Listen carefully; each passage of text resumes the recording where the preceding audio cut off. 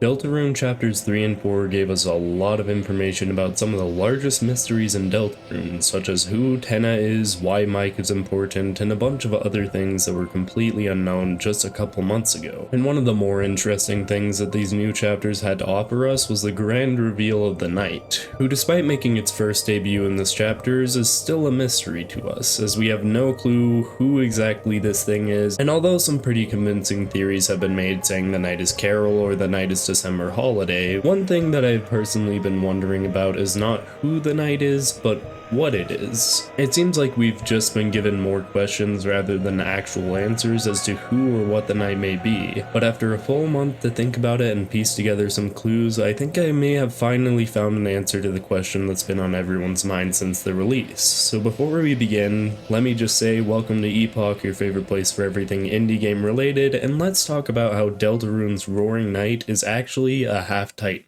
Now, there are several parallels between the Titans and the Roaring Knight that we see in-game. The Roaring Knight appears at the end of Chapter 3 and throughout places in Chapter 4 with an insanely strong exterior, one powerful enough to negate nearly all the damage that the Fun Gang can dish out, the Rude Buster dealing slightly more damage to this boss than a normal attack, being the only real source of significant damage in the entire fight. And when the Knight reaches a certain damage threshold, that being 75%, they will start shaking and slightly deforming. If we take a look at the Titans, this is a very strong parallel as they have not one, but two instances of an insanely strong exterior negating almost all damage. But along with that, when it reaches a certain damage threshold, that being 50%, it will start shaking along with slightly deforming. But let's take a look at some of the other key features that both the Knight and the Titans share. The Knight has the ability of changing its shape at will. Metamorphosis is part of its skill set, which doesn't make a whole lot of sense for a Lightner, but the Titans are shown to be able to morph their body, or at the very least that their body has several stages. As when we first see the Titan, it is fully merged with the fountain that the Roaring Knight opened. Then it has its final phase where it first appears looking like a human head, then changing to its more biblically accurate angel form. The Titan seems to have less control over what its shape is than the Knight, however they both seem to have that ability in some way. Another similarity between these two is the giant laser. When the fountain is first opened, the Titan releases a giant laser out of its hand, and when the Roaring Knight first appears, it uses a laser out of its hand to try and abduct Toriel.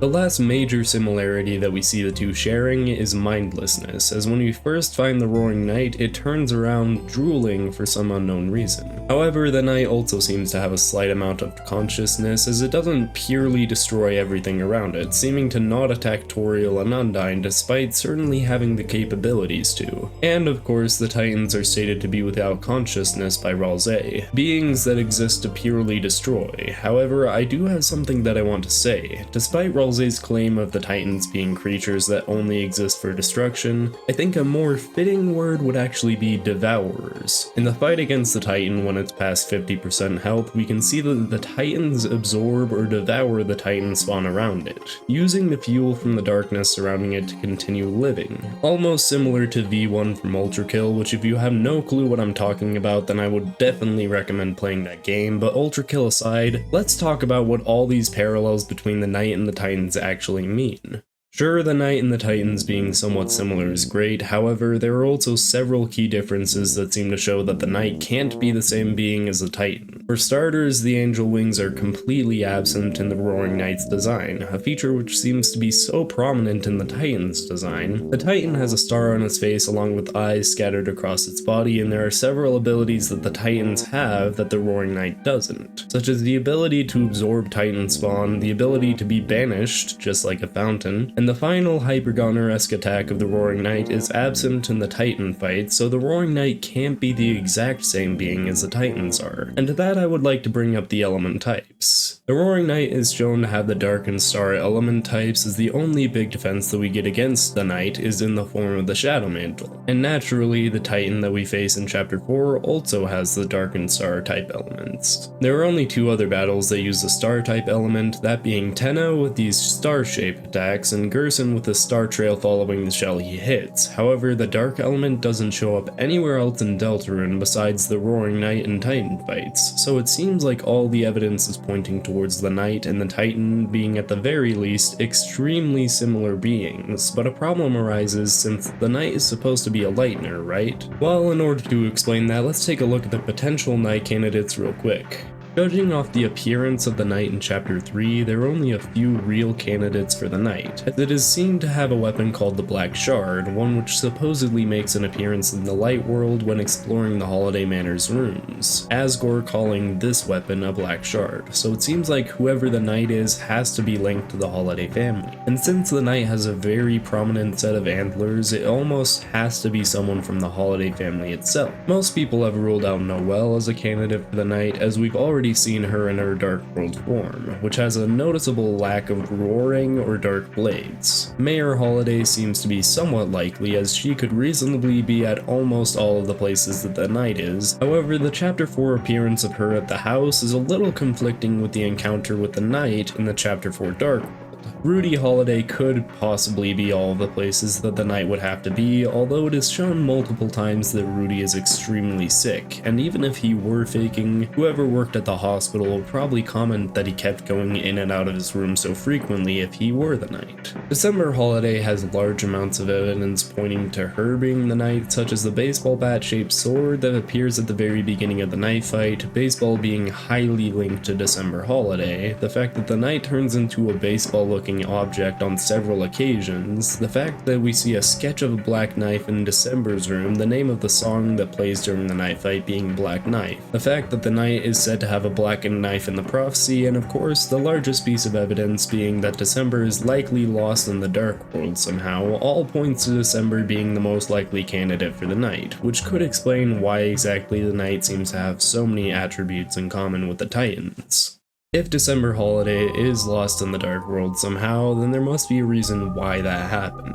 Well, a piece of dialogue from Sham gives us a few hints as to what could be the cause. In Chapter 2, Sham says, "You should hurry home once you finish your business here, you don't want to get caught when the sun goes down." This is a pretty strange line as we don't get any context as to why that might be, but a theory that caught my eye when making this video was a video from Lorefacts TV talking about how the first Fun Gang consisted of Sham, Azrael, and December Holiday. Now, I won't be talking much about that part of the theory, however, in the video there was a part about what might have happened to December Holiday, where her, Azrael, Noelle, and Chris went to the shelter at the bottom of Hometown and inside fell upon the Dark World. However, because it was so dangerous, they tried to exit but couldn't, and in doing so, December's soul shatters. This would be a massive issue, however, as shown in Chapter 4, dead monsters can still live inside of Dark Worlds, and after Asgore pulled Noelle, Azrael, and Chris out from inside the shelter, December was locked away in darkness. This is a pretty interesting interpretation, and though I don't consider it as a 100% accurate interpretation, I do believe that through one way or another, December got locked in a Dark World, possibly being stuck in one for so long that some weird things began to happen. The Titans, as stated earlier, have the ability to consume darkness to survive, and it would make sense that if Des were locked in a Dark World for a long time, she would need some sort of fuel to keep her alive,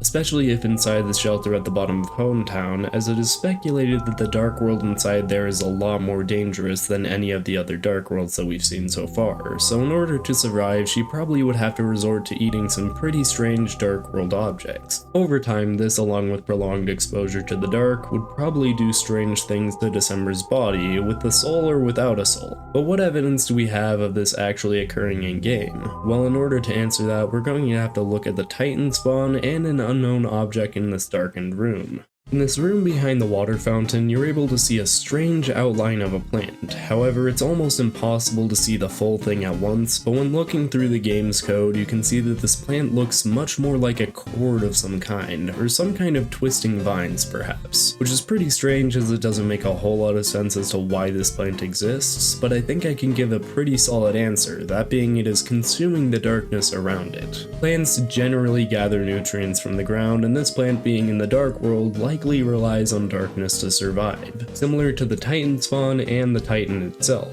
This at first was not all that interesting to me, however, when looking at the Roaring Knight and the Titans, this became a little bit more worth considering. The Titans use the ambient darkness surrounding them to fuel their bodies, and that could explain the Roaring Knight a little bit more. Titans, being condensed darkness or the dark world representation of darkness, consume the things around them. And if December were required to consume darkness to fuel herself, then she possibly would begin to morph, to transform into something darker yet darker. December would slowly morph from a normal lightener to something more akin to a Titan, the darkness fueling her but also slowly consuming her from the inside out. Now, there is some evidence that the ambient darkness from the Dark Mountains has the ability to change those inside. Though not changing their light world statistics, the Fun Gang's dark world statistics go up each chapter regardless of what route you are on. And it seems that the only thing that could possibly be doing this is the dark world itself, or possibly the sealing of the Dark Fountain at the end of each chapter.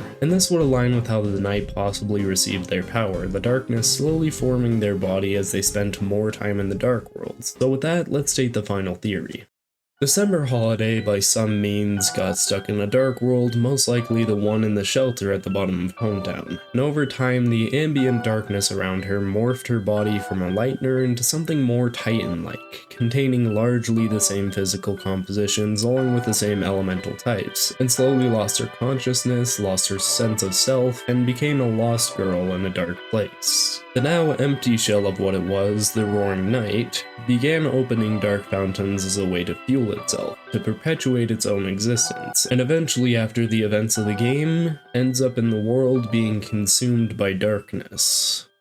But until that darkness consumes the world, the story of Deltarune will continue to be shrouded in mystery. After all, the theory I came up with about what happened with December and how the Roaring Knight actually gains its abilities is cool. However, there are several holes in the theory since we still have no idea how December actually ended up in the Dark World, what exactly about the darkness changed her into the Knight, and we still don't even know where December is during the story. But I guess we have to wait for the release of the next chapters to truly know what happened and what will happen in the story of Deltarune. And considering this is my second theory video since Deltarune release, I would love to hear what you have to think about it in the comment section down below. I feel as though this theory is probably the most controversial one that I've made so far, so it's understandable that a lot of you may dislike it. But honestly, I mostly just wanted to discuss about the Roaring Knight, as well as hearing what you all have to say on the matter. Also, if you're watching this video before Deltarune Chapter 5 releases, then consider yourself a semi-OG, as this channel is very young and any and all support is greatly appreciated, as it helps me create videos just like this one for all of you. And hopefully throughout the next few years, we'll be able to grow a community larger than any of us would have anticipated. Until next time, this has been Epoch, your favorite place for everything indie game related, and I hope I'll see you all in the next one.